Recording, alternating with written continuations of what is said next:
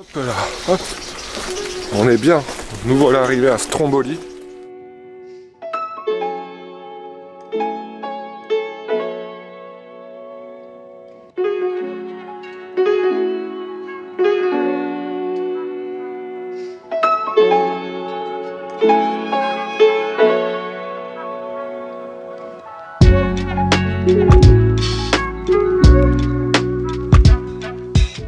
Bonjour à tous et bienvenue sur l'antenne. Dans cette vidéo, je vous emmène sur Stromboli, petite île de 400 habitants située au nord de la Sicile, principalement connue pour son volcan qui est en éruption depuis plus de 2500 ans maintenant. Passage obligatoire pour tous les passionnés, mais surtout les plus grands vulcanologues de la planète. Je pense notamment à Maurice et Katia Kraft, que vous connaissez peut-être grâce au film Fire of Love, qui est sorti en 2022, mais aussi au grand et au célèbre Haroun Tadieff. C'était un peu le commandant Cousteau ou le Jamy des volcans. Le Stromboli a été rendu célèbre grâce au roman de Jules Verne à la fin du 19e siècle, mais aussi grâce au film Stromboli de Roberto Rossellini à la fin des années 40, qui a un peu remis cette petite île sur la carte et qui aujourd'hui en fait un volcan hyper visité. Hyper visité parce que ces éruptions sont très particulières et portent son nom. On parle dans ce cas-là d'éruption strombolienne, mais je vous en parlerai juste un peu plus tard dans la vidéo. En attendant, je vous emmène avec moi pour l'ascension de ce volcan. On est parti. On y est depuis 3 jours. C'est magnifique, c'est paisible. Il y a un côté hyper calme, hyper agréable, hyper ressourçant. Et c'est trop bien. Au pied du volcan, qui est juste ici. Donc le Stromboli. Donc là, j'ai enfin un peu de beau temps. Comme d'hab, pas de chance, je me prends de la flotte sur le coin du pif. On est content. Je vais vous filmer toute l'ascension en vous disséminant petites infos et autres blagues. Et ça va être parfait. En attendant, je vous mets quelques plans de ma balade dans le village, de ce que j'ai pu voir aux alentours. Le tout extrêmement bien cadré, comme d'habitude.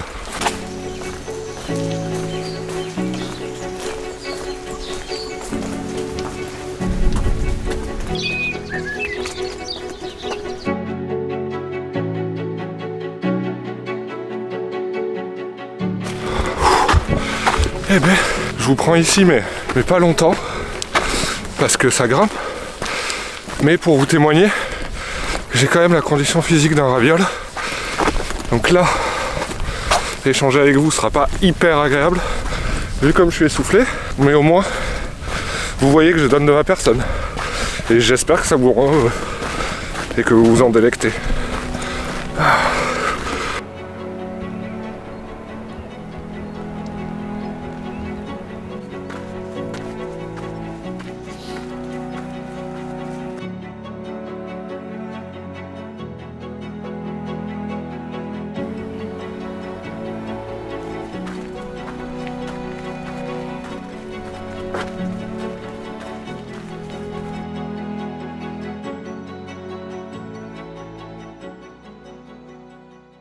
On en parlait en début de vidéo et c'est ça qui nous intéresse le plus. Qu'est-ce que c'est qu'une éruption strombolienne et pourquoi c'est si particulier?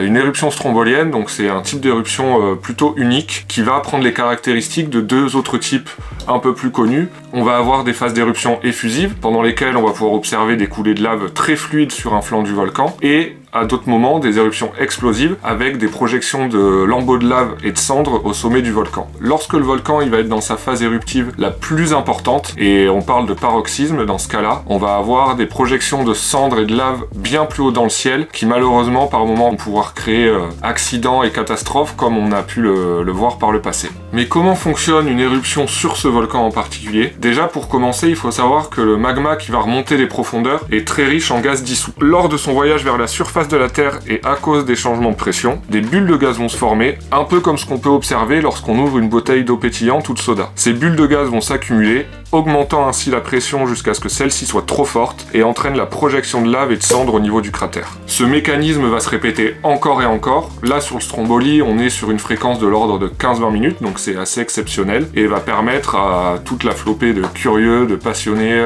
d'assister à un spectacle phénoménal de manière très régulière, et c'est ça qui en fait un volcan aussi visité. Allez hop, je vous reprends ici, parce qu'on arrive à un endroit assez impressionnant. Oh là, pétard, c'est la glissade.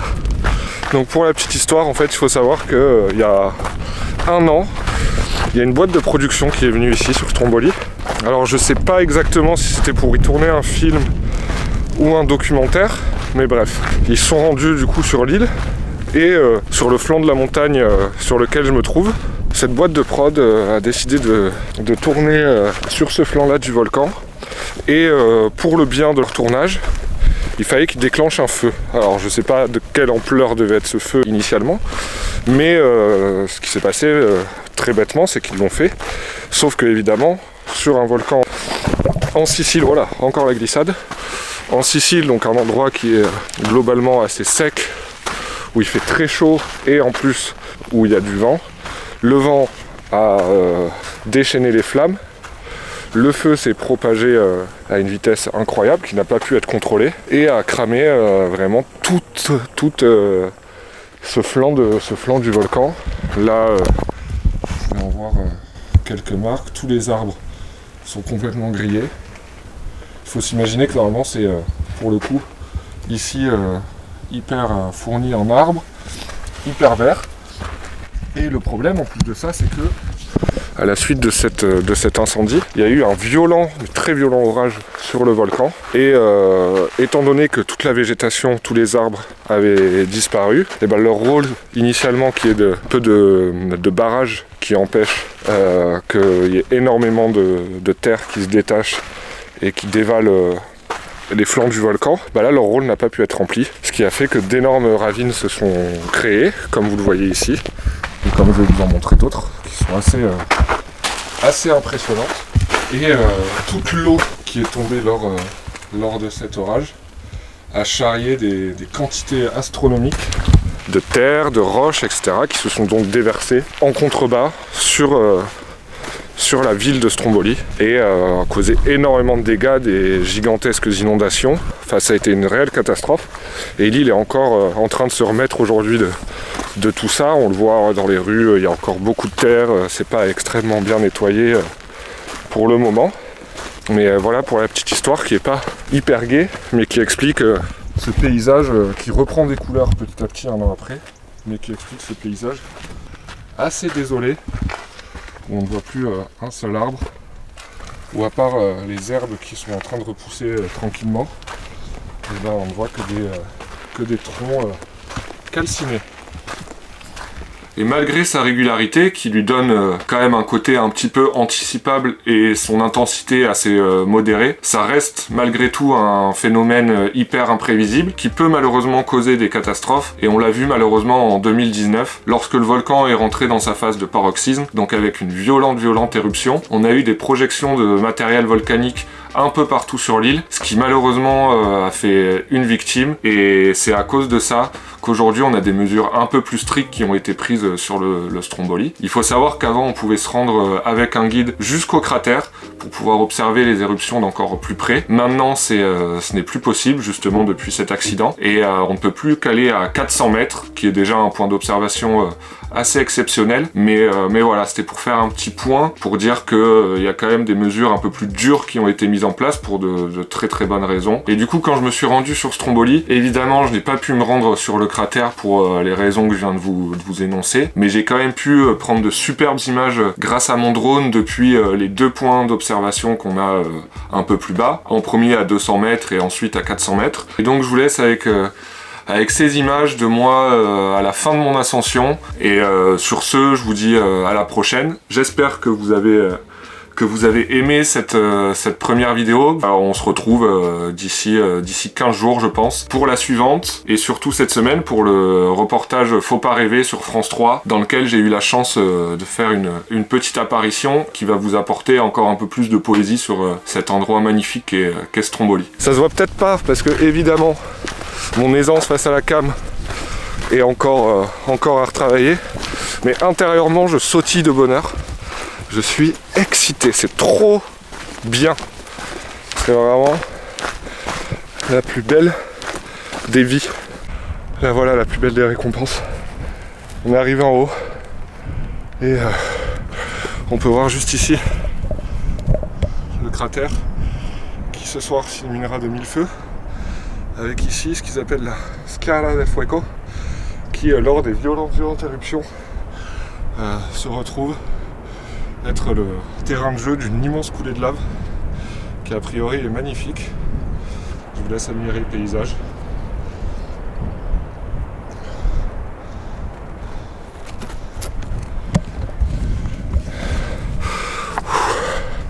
C'est le plus beau des cadeaux et je suis le plus heureux des hommes.